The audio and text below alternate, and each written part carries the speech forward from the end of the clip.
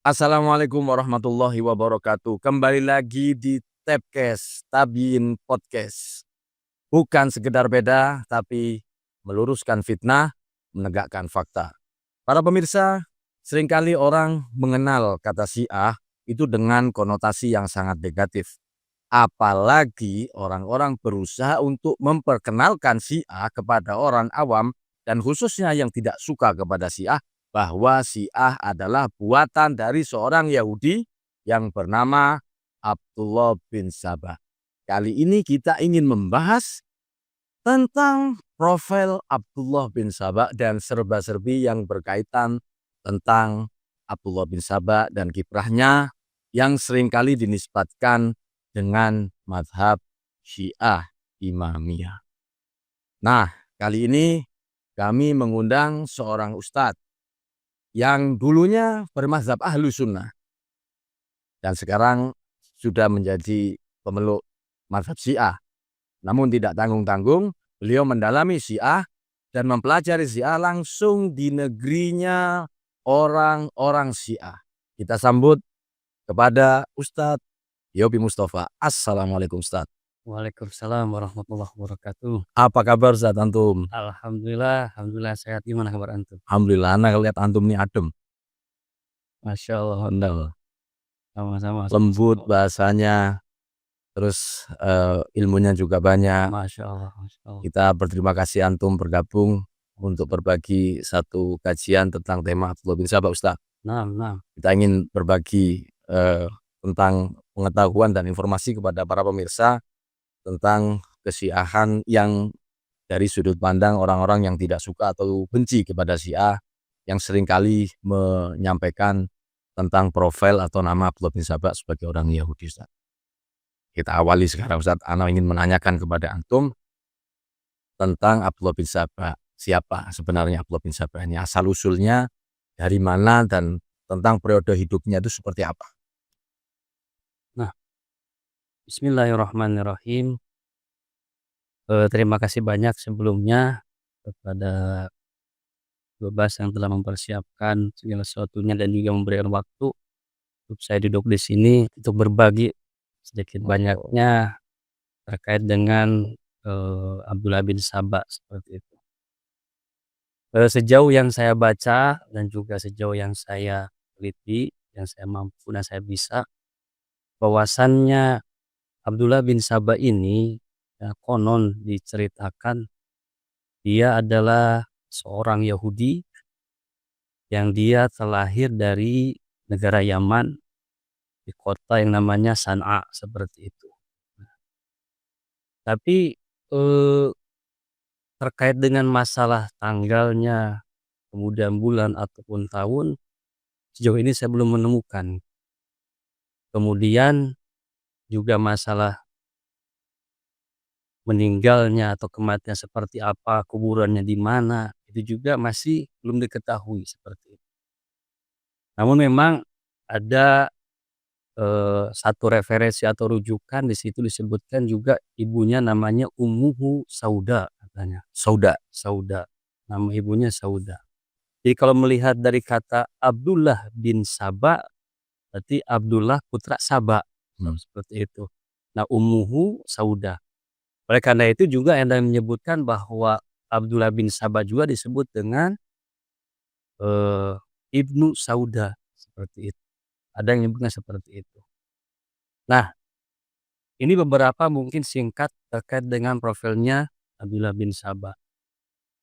Adapun masalah perjalanan dan periodenya seperti apa, misalkan mulai dari mana, kelahirannya tanggal berapa, tahun berapa, saya belum menemukan, ya sampai akhir periodenya misalkan dia meninggalnya atau kematian seperti apa, kuburan di mana, tidak menemukan. Cuman disinggung sedikit terkait dengan masalah perjalanannya bahwa Abdullah bin Sabah ini dengan tujuan tertentu telah melakukan perjalanan ke beberapa negara muslim, seperti itu. Dia dimulai daripada Hijaz berangkat, kemudian masuk ke Basrah, masuk lagi terus ke Kufah, seperti itu. Kemudian masuk lagi ke Syam, seperti itu. Cuman ketika di Syam, ketidakmampuannya Abdullah bin Sabah untuk mempengaruhi kaum muslimin di situ, akhirnya penduduk Syam mengusir dia. Sampailah dia ke Mesir, seperti itu. Di perjalanan-perjalanan dilakukan ini memiliki tujuan tertentu yang ingin dicapai oleh Abdullah bin Sabah ini. Nah, ke depan insyaallah taala mungkin akan cerita lebih banyak terkait dengan masalah Abdullah bin Sabah yang perjalanan apa sebetulnya yang dilakukan dengan melakukan perjalanan seperti ini. Itu mungkin terkait masalah profil atau biografi singkat terkait dengan Abdullah bin Sabah. Terus terang saya juga belum menemukan yang detail misalkan Hmm. terkait dengan beliau ini seperti apa gitu. Cuman kebanyakannya beberapa referensi yang saya baca ini yang didapatkan seperti itu bahwasanya Abdullah bin Sabah dia terlahir dari kota San'a di Yaman dan dia seorang Yahudi. Iya. Nah, tidak dinisbatkan kepada ibunya karena dia seorang Yahudi, begitu ya Bisa tuduhannya? jadi seperti Ya, tapi intinya adalah, kita ini kesulitan untuk mencari datanya, iya, profilnya. betul Ya, betul. artinya bahwa, sesuatu yang, dikategorikan sebagai rujukan dan kemudian sebagai tokoh yang kemudian diklaim sebagai pelopor dari si A, tapi sangat minim profil. Ini adalah satu hal kejanggalan ya? Begitu maksudnya, artinya Betul. bisa kita katakan seperti itu. Nah, ada nggak artinya sumber-sumber yang antum dapatkan? Yang mungkin, lebih dalam ya terkait masalah ini? Sejauh yang saya temukan bahwa perjalanan ini pun atau profilnya Abdullah bin Sabah ini, itu terdapat dalam kitab Tarikh Tobari. Kita tahu bahwa ini Tarikh Tobari ini istilahnya salah satu, kitab rujukan Ahlussunnah wal Jamaah terkait dengan masalah sejarah seperti itu, ya. Jadi karya yaitu Abu Ja'far Muhammad bin Jurair at-Tabari ini salah satunya adalah kitab Tarikh Tobari. Beliau adalah seorang sejarawan istilahnya, yang hampir mungkin ulama-ulama Ahlussunnah wal Jamaah atau Sunni itu banyak merujuk terkait dengan masalah sejarah kepada Tarikh Tobari ini, seperti itu, ya. Nah, jadi yang pertama memunculkan atau mencatut nama Abdullah bin Sabah ini, itu beliau, itu At-Tabari di dalam kitabnya Tarikh Tobari. Kemudian juga di dalamnya terdapat beliau menukil dari salah satu ahli sejarah juga dan perawi yang Hmm. bernama Saif bin Umar At-Tamimi, seperti itu. Jadi terkait masalah tadi kalau ditanyakan dari mana misalkan profil ini atau biografinya Abdullah bin Sabah, salah satunya ini yang saya dapati yaitu dalam kitab Tarikh Tobari. Yang beliau yaitu Syekh Tabari dia menukil dari, Syekh Saif bin Umar At-Tamimi ini, seperti itu. Ini kurang lebih referensi yang Ada berapa referensi di situ yang ditulis atas nama Syekh, Umar At-Tamimi tadi? kalau misalkan, di kitab-kitab lain hampir misalkan rujukan dari kitab-kitab Ahlussunnah wal Jamaah itu akan ngerujuknya kepada satu ini. Artinya banyak nggak di situ? Atau juga singkat, terbatas, dan masih tidak jelas begitu? Kalau di sini dia tidak begitu, jelas juga seperti itu ya. Cuman yang dijadikan rujukan untuk seorang perawinya adalah ini satu ini, Saif bin Umar At-Tamimi. Siapa? Gitu. Siapa dia? Dia seorang sejarawan juga dan dia seorang perawi hadis. Oke. Kalau disebutnya seperti itu latar belakangnya daripada Saif bin Umar At-Tamimi. Yang nanti mungkin ke depan kata para, ulama Ahlus Sunnah bagaimana memandang ini perawi ini seperti apa. Sehingga ini akan terhubungkan dengan masalah kepada Abdullah bin Sabah ini. Kalau misalkan sumbernya ini bermasalah, maka bermasalah kepada hal yang terkait dengannya, seperti itu.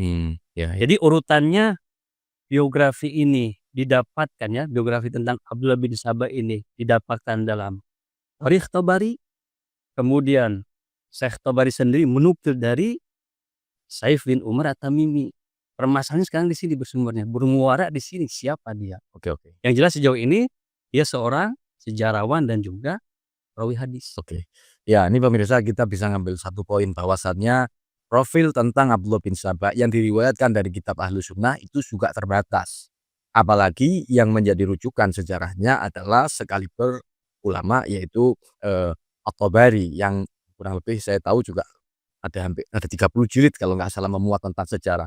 Nah, kita bisa membayangkan bagaimana ulama yang ahli di bidang sejarah ini memiliki 30 jilid tentang pengetahuan sejarahnya, namun sekonyong-konyong ketika kita memfokuskan kepada pembahasan Abdullah bin Saba yang diduga dirujuk dalam kitab sejarah tersebut, itu juga sangat terbatas. Namun kita ingin mengulik tentang satu orang yang menjadi rujukan dari At-Tabari ini sendiri yang bernama Syekh bin Umar At-Tamimi. Tadi antum menyebut ada terkait masalah permasalahan tadi Ustaz. Ini kita pengen tahu permasalahan apa, apalagi antum bicara tadi kan tentang masalah ilmul hadis ya. Terkait masalah menukil, mengambil, itu kan pasti memiliki matan-matan yang beruntun ya. Terkait masalah kepribadian, apakah dia sikoh atau tidak, atau bagaimana. Mungkin antum bisa memberikan penjelasan atau ulasannya tentang siapa ini Syekh bin Umar At-Tamimi dalam pandangan mungkin Ahlus Sunnah itu sendiri. Ya, eee, Syekh bin Umar At-Tamimi ini adalah dia, seorang perawi hadis. Cuman kalau merujuk kepada ulama yang lain ketika memberikan satu pandangan terkait dengan perawi ini, saya sebutkan di sini ada mungkin terkena ada Imam Az-Zahabi. Nah, Nah, itu Abu Abdillah Muhammad bin Ahmad Utsman Az-Zahabi ya, atau yang masyhur dengan Imam Imam Az-Zahabi. Az-Zahabi. Dia seorang ahli hadis dan juga sejarawan dari Ahlussunnah wal Jamaah.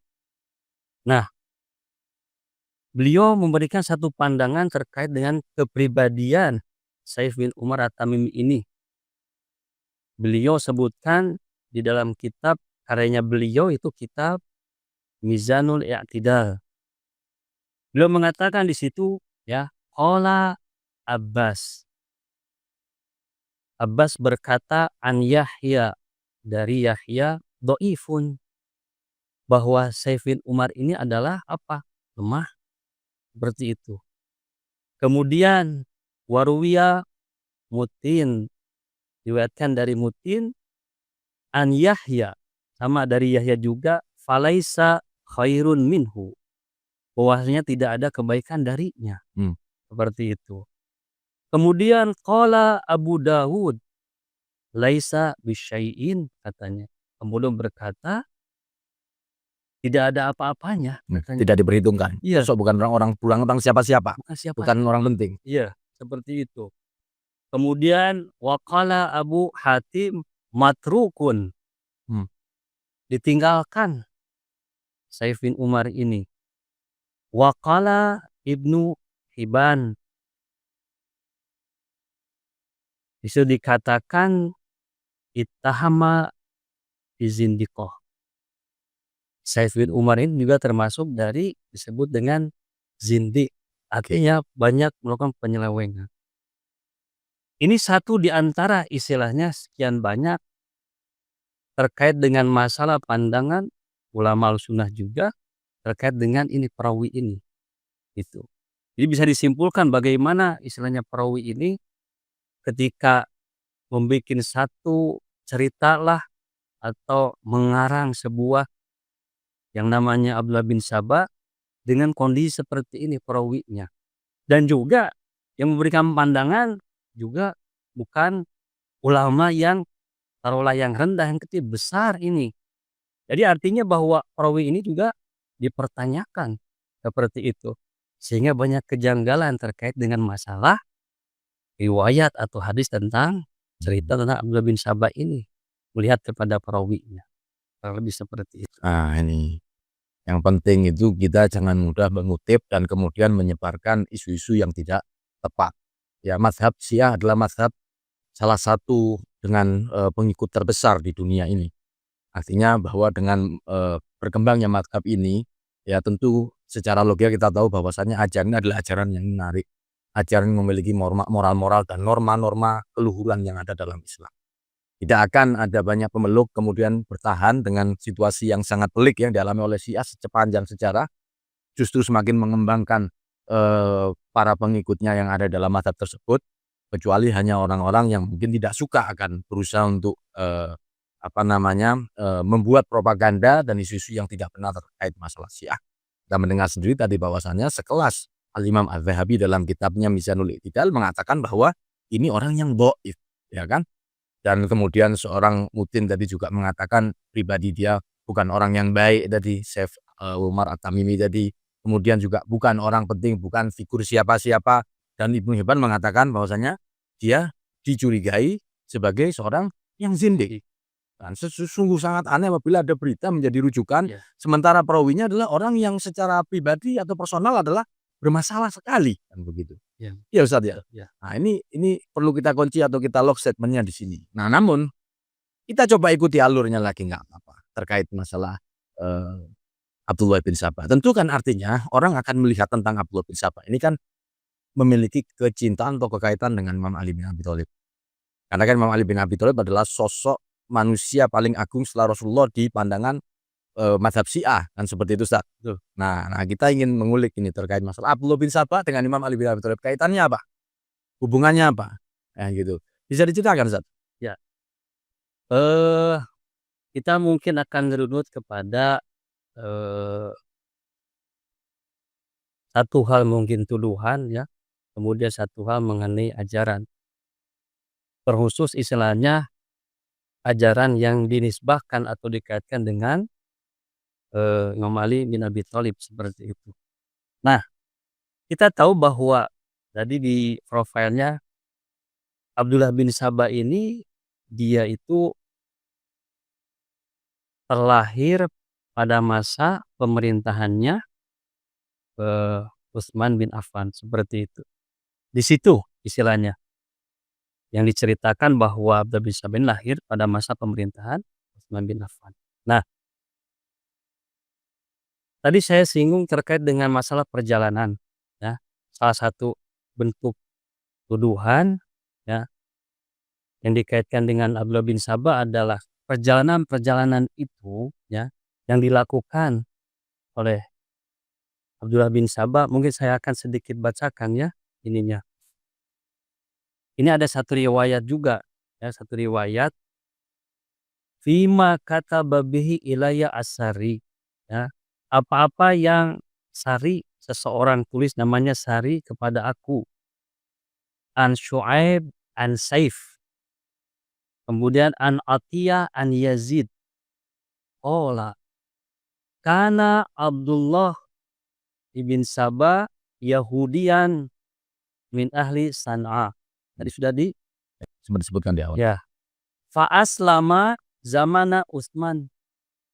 Dia istilahnya masuk Islam Di zamannya Khalifah Utsman. Khalifah Utsman.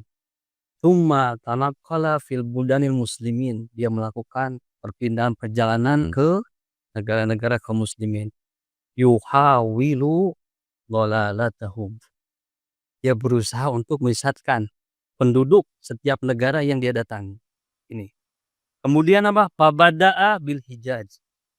Ya, fabada bil Hijaz. Pertama dia ke Hijaz, kemudian Sumal Basrah, kemudian Sumal Kufah.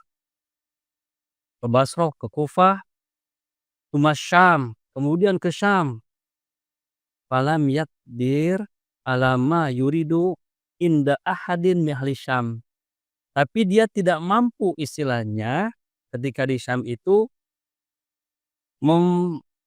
mendapatkan apa yang dia inginkan terhadap penduduk Syam saat itu. Kemudian apa yang dilakukan? Fa akhrajuhu hatta Mesir. Mereka mengusir sampai apa? Dia datanglah ke Mesir. Nah, perjalanan ini antum bisa lihat. Ya, ada yuhawilu dhalalatahum. Berusaha untuk ya menyesatkan seperti itu. Nah, hubungannya dengan perjalanan ini kemudian lahirnya Abdullah bin Sabah ini pada masa pemerintahan Utsman bin Affan ini apa? Ada dalam beberapa catatan itu bahwa Abdullah bin Sabah ini dia salah satu yang jadi provokator dan juga penggerak kaum muslimin yang lain untuk melakukan pemberontakan terhadap Khalifah Utsman. Bahkan disebutkan bahwa terjadi istilah niat untuk membunuh Utsman, seperti itu. Ini salah satu yang muncul ke permukaan dengan perjalanan yang dilakukan oleh Abdullah bin Sabah, seperti itu. Apa istilahnya? Kenapa melakukan pemberontakan? Kenapa dijadikan sebagai provokator untuk melakukan pemberontakan ini? Karena dia meyakini, Abdullah bin Sabah ini, bahwa tidak ada yang berhak setelah Rasul itu yang menjadi pemimpin atau khalifah kecuali Ali. Sehingga berdekatan istilahnya, ya, khalifah yang ketiga ini yaitu Utsman bin Affan dengan berikutnya adalah Imam Ali. Seperti itu. Ini fase di mana istilahnya melakukan pemberontakan yang Abdullah bin Sabah meyakini bahwa tidak ada pemimpin setelah Rasul kecuali Ali. Ini yang dilakukan. Ini satu. Kemudian yang kedua adalah sebagaimana masyhur di kalangan hampir kaum muslimin terutama di Syiah bahwa Abdullah bin Sabah adalah dia pencetus atau pendiri madzhab Syiah. Ini yang jadikan tuduhan sehingga apa? Banyaklah orang-orang di luaran sana berkuar, tuh kan Syiah Yahudi. Kenapa?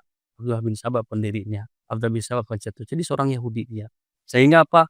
Sebagian menyamaratakan bahwa Syiah adalah ajaran daripada Abdullah bin Sabah. Ini kita secara logika saja itu sangat lucu. Yang pertama tadi secara riwayat tidak benar, ya, diriwayatkan oleh orang yang sudah secara personal bersalah.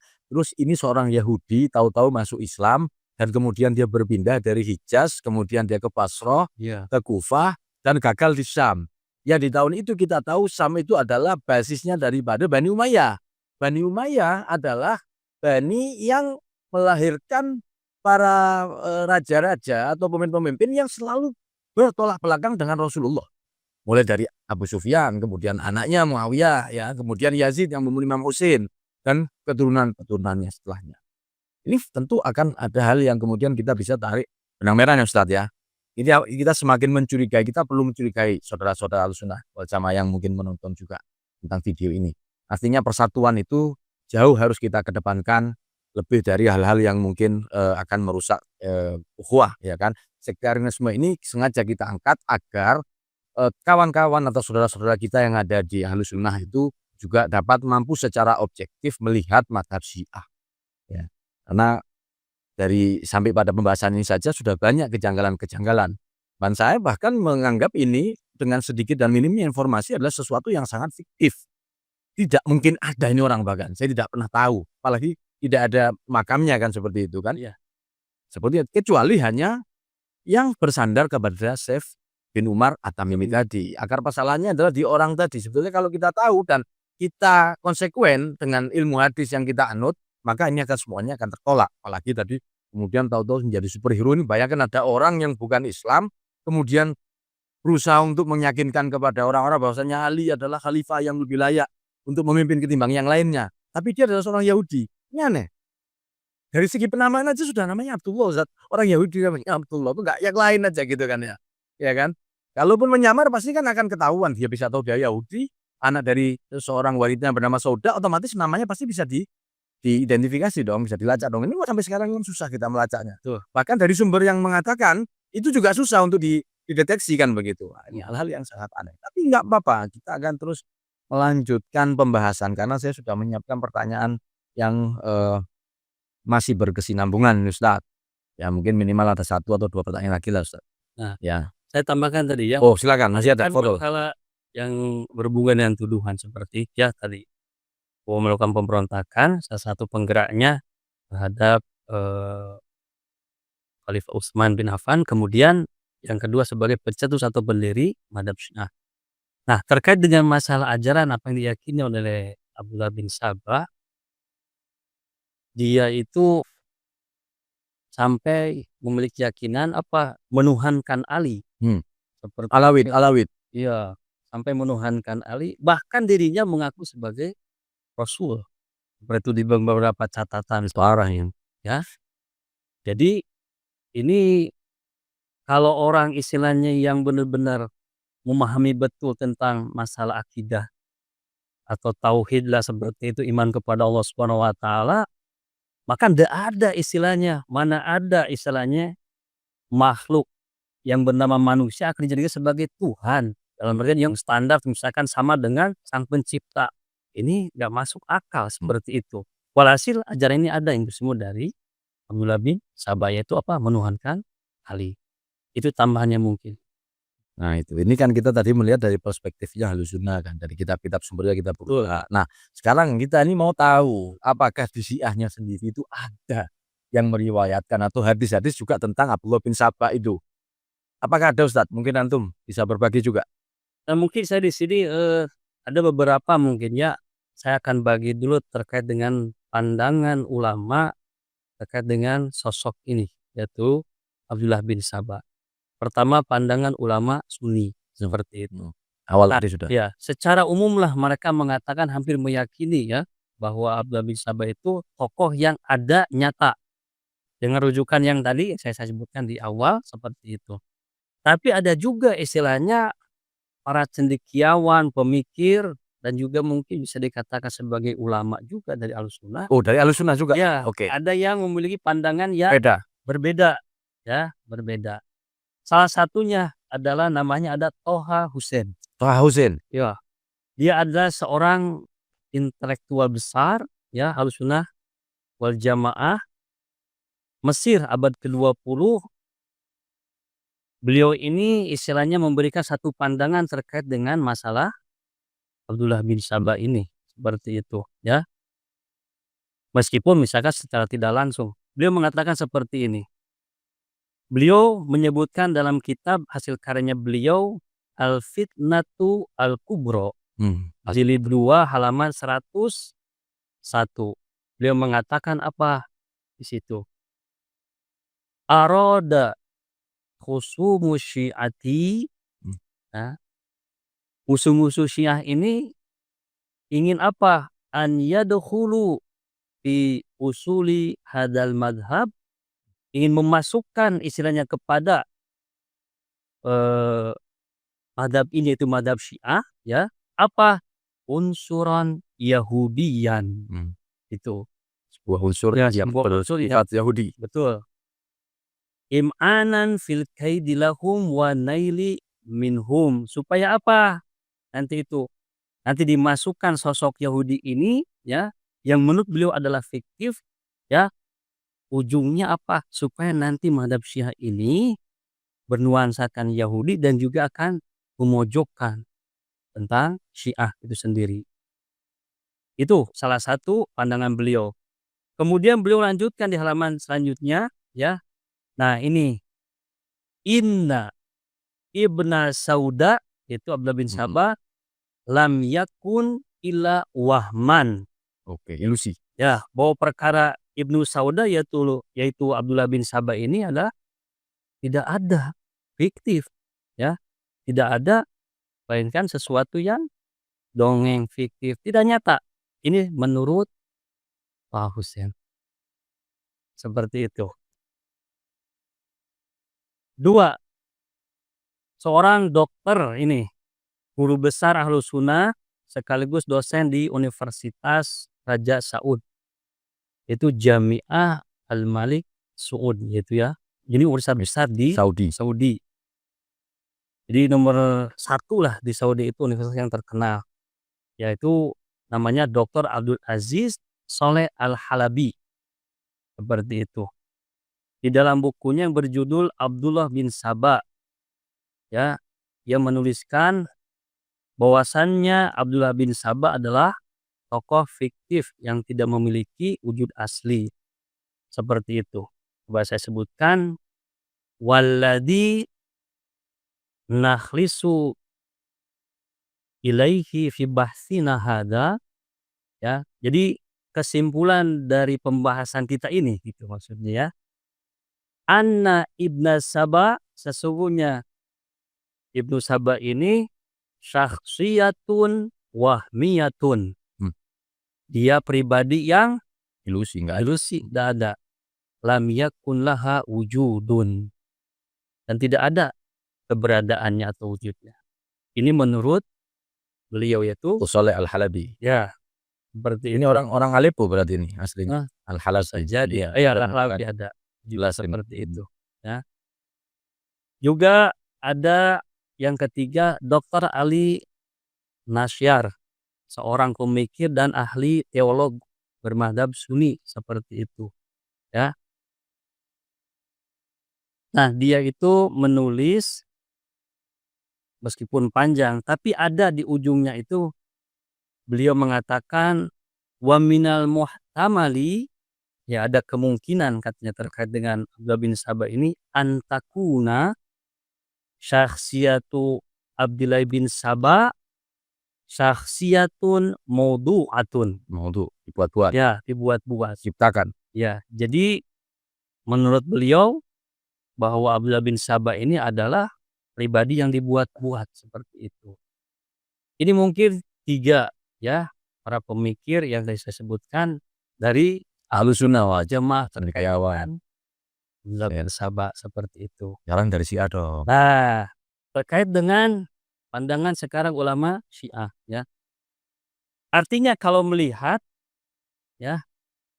kalau melihat artinya hatta ulama-ulama Ahlussunnah wal Jamaah pun sebagiannya mungkin kebanyakan meyakini adanya Abdullah bin Saba, tapi beberapa atau sebagian pula meyakini bahwa fiktif, tidak ada. Coba kita lihat sekarang pandangan ulama Syiah seperti apa ya terkait dengan masalah ini. Yang pertama, Ayatullah Khu'i ya, kita kenal. Beliau dalam kitabnya Mu'jam Rijalul Hadis menolak keberadaan tokoh ini dan menganggapnya sebagai tokoh fiktif. Beliau mengatakan sesungguhnya dongeng Abdullah bin Saba dan cerita menari dan pedih tentangnya merupakan karangan.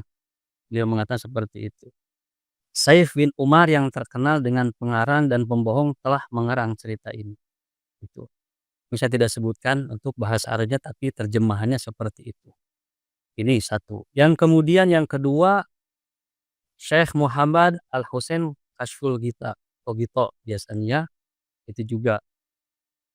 Nah, beliau mengatakan narasi Abdullah bin Sabah hanyalah sebuah dongeng dan hadis-hadis atau riwayat-riwayat yang berkenaan dengannya adalah hadis khurafat seperti itu. Beliau menulisnya dalam kitab Aslu Asyiah wa Usuluha seperti itu.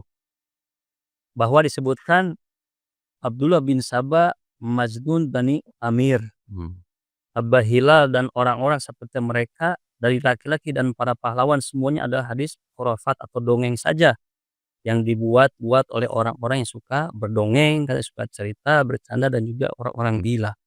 Beliau mengatakan seperti itu. Termasuk Alamah Toba-Tobai, beliau mengatakan bahwa ini fiktif. Ya, tidak ada nyatanya istilahnya terkait dengan Abdullah bin Saba seperti itu. Itu kurang lebih mungkin yang saya dapati. Ya, ini sudah sangat lengkap sekali artinya. Meskipun ini secara garis besar, tapi setidaknya kita melihat pada pangkal dan keanehan-keanehan tentang Abdullah bin Saba. Saya rasa pertanyaan-pertanyaan tadi dan kemudian jawaban yang disampaikan oleh Ustadz Yopi Mustafa sudah sangat mewakili. Selebihnya Anda perlu merujuk dan belajar menggali lebih dalam tentang hakikat kepalsuan Abdullah bin Saba. Kita sangat berharap bahwasannya ini adalah sesuatu yang sangat mencerahkan Ustadz. Ya kan, artinya kita sudah berbicara yang dari sudut pandang Ahlussunnah dulu sebagai sesuatu yang kita sajikan dari data-data atau klaim yang selama ini berusaha untuk bagaimana ingin mendistorsi tentang keberadaan Syiah, kan begitu saja. Nah, kemudian kita juga tidak berhenti pada argumentasi yang berasal atau sumbernya dari Syiah, kita juga sudah dari Sunni, tapi juga kita menyampaikannya juga yang berasal dari Syiah, bahkan dari ulama Sunninya pun menolak. Mufakir atau cendekiawan Ahlussunnah yang kontemporer, yang tentu saja latar belakangnya adalah sejarawan juga seperti Toha Hussein tadi, ya kemudian Abdus Saleh Al-Halabi dan Dr. Ali Nasyar tadi, itu sudah mengatakan semua sepakatnya adalah sesuatu yang sangat fiktif. Nah, tentu saja ini adalah hal yang patut untuk kita jadikan perhatian bagi saudara-saudara kita di Ahlussunnah. Jangan mudah untuk menuduh mazhab yang lain itu salah, kafir, apalagi juga berusaha untuk mendiskriminasi pemahaman daripada Syiah. Syiah adalah mazhab yang sangat besar, dengan pemeluk yang sangat besar, dengan satu keyakinan kecintaan kepada Ahlul Bait yang paling besar dari mazhab-mazhab yang ada. Kenapa saya mengatakan seperti ini? Dasarnya ada karena setelah Rasul, orang-orang Syiah mewalikan Ahlul Bait ketimbang yang lain. Ini adalah tolak ukur dan bukti yang tidak bisa ditawar bagi kita sebagai peluk Syiah. Kami mau undur diri Ustaz. Waktunya ternyata sudah memberi alarm untuk kita, tapi kita akan berbicara insyaallah di konteks yang lain. Ya, begitu yang bisa kami sajikan. Sumbernya adalah dari seorang ustadz yang menimba ilmu dari negara Syiah dan dulunya juga pernah Ahlussunnah. Ini yang saya perlu tekankan. Jadi artinya beliau lebih objektif dalam memberikan pandangan karena dulunya juga sebagai seorang yang bermadzhab Ahlussunnah. Kalau saya yang memberikan pandangan sangat tidak objektif bagi orang lain karena dari kecil, dari janin ketika dokter meng-USG janin saya, ibu saya bertanya, "Bayinya laki atau perempuan, Dok?" Dokternya mengatakan, "Bayi ibu adalah Syiah." Nah, jadi saya dari kecil, dari janin sudah diidentifikasi oleh alat USG sebagai seorang Syiah. Sekian para pemirsa, kita akan lanjutkan dalam pertemuan yang lainnya. Saya tidak akan pernah lupa mengingatkan di bawah kolom komentar, berikan masukan dan juga usulan terkait masalah tema yang menarik untuk kita bahas. Kami membutuhkan interaksi daripada para pemirsa agar kedepannya mampu untuk memajukan program Tabiin Podcast ini. Para pemirsa, kami undur diri.